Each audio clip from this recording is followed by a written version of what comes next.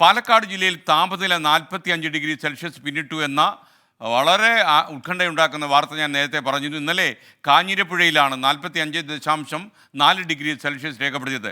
ശ്യാംകുമാർ പാലക്കാട് നിന്ന് ചൂടിൻ്റെ കഥയുമായി നമുക്കൊപ്പം ചേരുന്നു. പറയൂ ശ്യാംകുമാർ. Good morning, Eid Mubarak.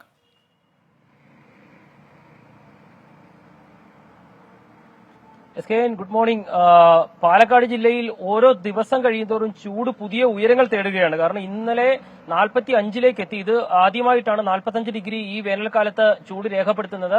ഇനിയൊരു മെയ് മാസമൊക്കെ കിടക്കുമ്പോൾ ഈ ചൂട് എങ്ങോട്ടാണ് എന്നുള്ളതാണ് പാലക്കാട്ടുകാർ തന്നെ ചോദിക്കുന്നത്. ഇന്നലെ 8 സ്ഥലങ്ങളിലാണ് ഓട്ടോമാറ്റിക് വെതർ സ്റ്റേഷനുകളിൽ 40ന് മുകളിൽ ചൂട് രേഖപ്പെടുത്തിയത്. അതിൽ ഏറ്റവും കൂടുതലാണ് 45.6. ഇന്ന് ആ റെക്കോർഡ് ഇന്ന് തന്നെ തകർക്കപ്പെടുമോ എന്നുള്ള ഒരു ഭീതി കൂടി പാലക്കാട്ടുകാർക്കുണ്ട്. പകൽ സമയത്ത് രാവിലെ ഇപ്പോൾ 10 മണി ആയതേ ഉള്ളൂ. ഇപ്പോൾ പോലും പുറത്തിറങ്ങാൻ കഴിയാത്തത്ര അസഹനീയമായ ചൂടാണ് പാലക്കാട് അനുഭവപ്പെടുന്നത്. അതൊരു 2 മണി 3 മണി സമയത്തൊക്കെ പുറത്തിറങ്ങാൻ തീക്കാറ്റ് എന്നുള്ള ഒരു അവസ്ഥയിലാണ് പാലക്കാട്. അതിനിടയിലാണ് ഇന്നലെ 45ൽ കടന്നിരിക്കുന്നത് ചൂട്. ഇന്ന് തന്നെ ആ റെക്കോർഡ് തകർക്കപ്പെടുമോ എന്നുള്ളൊരു ഭീതിയുണ്ട്.